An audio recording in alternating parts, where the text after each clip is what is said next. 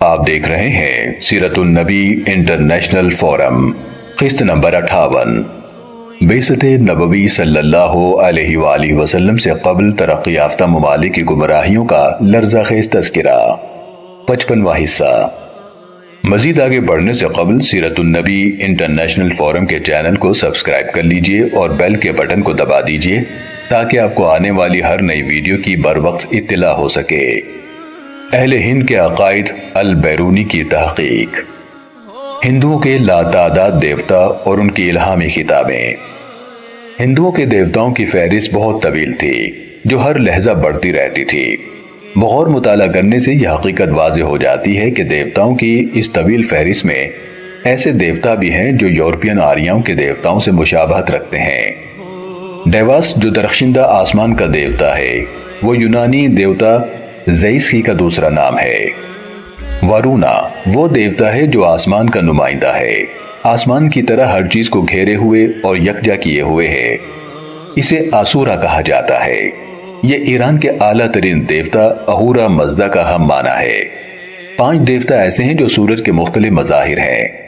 مترا جسے ایرانی متراس کہتے ہیں، اس کو وہ اہمیت نہیں جو اہورا مزدا کو ایران یا یونان میں حاصل تھی۔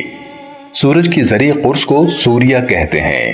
سورج کی وہ قوت جو نباتاتی اور حیوانی زندگی کی افزائش کا باعث بنتی ہے، اس کو مجسم کر کے پوشاں کا نام دیا گیا۔ وہ دیوتا جو 3 چھلانگ سے سارے آسمان کو طے کر لیتا ہے، اس کے پیکر کو وشنو کہتے ہیں۔ ویدوں کے عہد میں جو دیوتا سب سے زیادہ طاقتور اور اہم تھا، اس کا نام اندرا ہے۔ اس کے بارے میں کہا جاتا ہے کہ اس نے ایک ازہر زہریلے ناگ کو قتل کر کے انسانیت کو بہت نفع پہنچایا۔ اس زہریلے ناگ سے مراد قحط ہے۔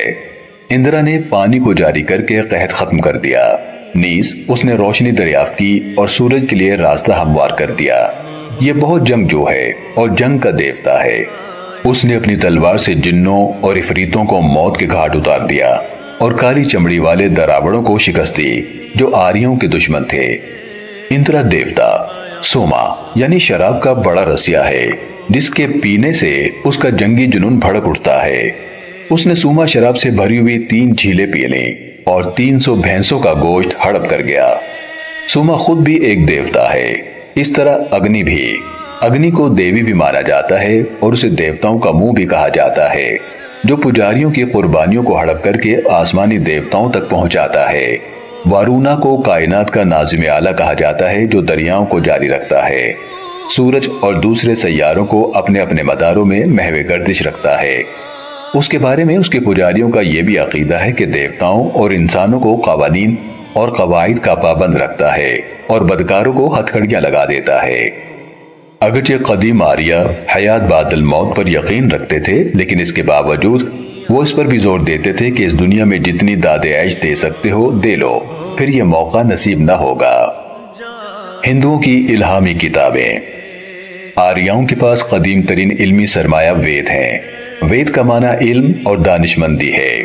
ان کے بارے میں ان کا عقیدہ یہ ہے کہ یہ قدیم رشیوں کے دلوں پر القاء کیے گئے۔ یہ دیوتاؤں کا کلام ہے، کسی انسان کی تخلیق نہیں۔ ہندی آریوں کے لیے یہ وید مذہبی قوانین کی کتب ہیں۔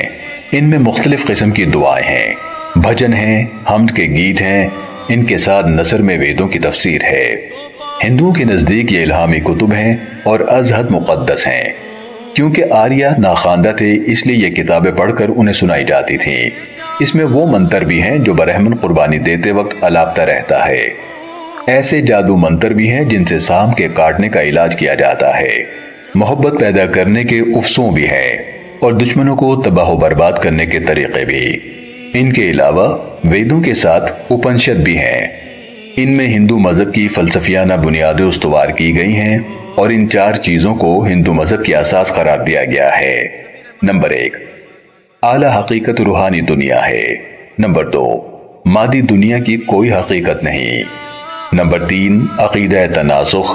اور نمبر 4، اس بار بار کے جینے اور مرنے کے تسلسل سے اس وقت انسان کو نجات مل سکتی ہے جب وہ وجود حقیقی میں کھو جاتا ہے۔ جب بھی روح مادے کے قفس کو توڑ کر آزاد ہوتی ہے تو ہر قسم کے رنج و الم سے وہ محفوظ رہتی ہے۔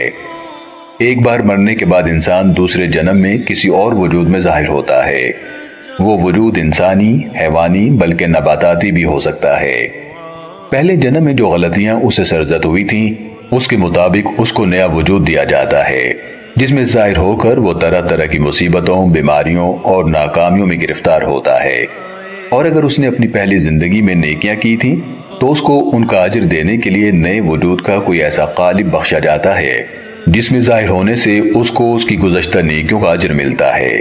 اس طریقہ کار کو کرما کا نظریہ کہا جاتا ہے۔ ان ویدوں کے علاوہ ان کے پاس دو طویل رزمیہ نظمیں ہیں، ایک کو رامائن اور دوسری کو مہابھارت کہا جاتا ہے۔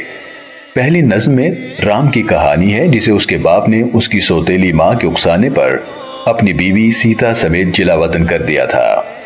جب یہ جوڑا جنگل میں جلا وطنی کی زندگی بسر کر رہا تھا تو لنکا کے راجہ راون نے اس کی بیوی سیتا کو اغوا کر لیا۔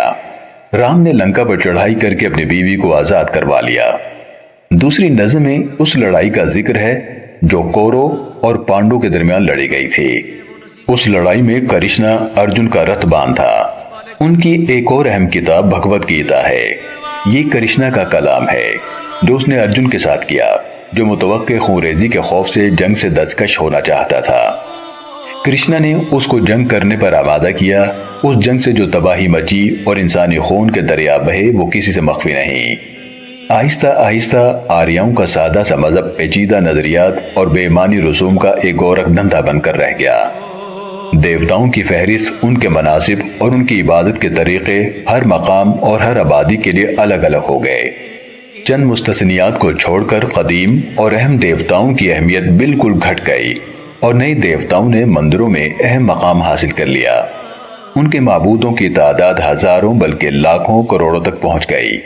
فلسفہ عقیدہ توحید کی طرف پیش قدمی کرتا رہا اور جو عقیدہ عوام میں مقبول اور پسندیدہ تھا وہ مخالف سمت میں تیزی سے بڑھتا رہا۔ بہرحال تین دیوتاؤں کو اب بھی بڑی فوقیت حاصل ہے، اگرچہ ان کے باہمی مراتب میں اختلاف ہے۔ نمبر 1، وشنو نظام شمسی کا ایک قدیم دیوتا ہے اور اس کی کئی ناموں سے پوجا کی جاتی ہے۔ کیونکہ یہ جنگ کے خلاف ہے اس لیے اس کے لیے جانوروں کی قربانی نہیں دی جاتی بلکہ پھولوں کے ہار پیش کیے جاتے ہیں۔ نمبر 2، شیوا یہ پہلے دیوتا کے بالکل برعکس ہے۔ اس کے قدر و منزلت اور پوجا ہر جگہ وشنو سے بڑھ کر ہوتی ہے۔ اس کی تصویر میں اس کے 5 چہرے اور 4 ہاتھ دکھائے جاتے ہیں۔ اور نمبر 3، برہما یہ دیوتا پہلے 2 سے عزت و مرتبے میں کم ہے۔ اس کا بت چھوٹی انگلی کی مانند چھوٹا سا بنایا جاتا ہے اور اسے کنول کے پتے پر بٹھایا ہوا دکھایا جاتا ہے۔ سیرت النبی صلی اللہ علیہ وآلہ وسلم کی یہ قصہ دیکھنے کا شکریہ۔ اسے دوسروں تک پہنچا کر صدقہ جاریہ کا حصہ بنیے۔ کسی بھی قسم کی کوتاہی کے لیے ہم اپنے رب کے حضور معافی کے طلبکار ہیں، اصلاح کے لیے شکر گزار ہوں گے اور آپ کی دعاؤں کے طلبکار ہیں۔ جزاکم اللہ خیرا کثیرا۔ مزید آگے جاننے کے لیے دیکھتے رہیے سیرت النبی انٹرنیشنل فورم۔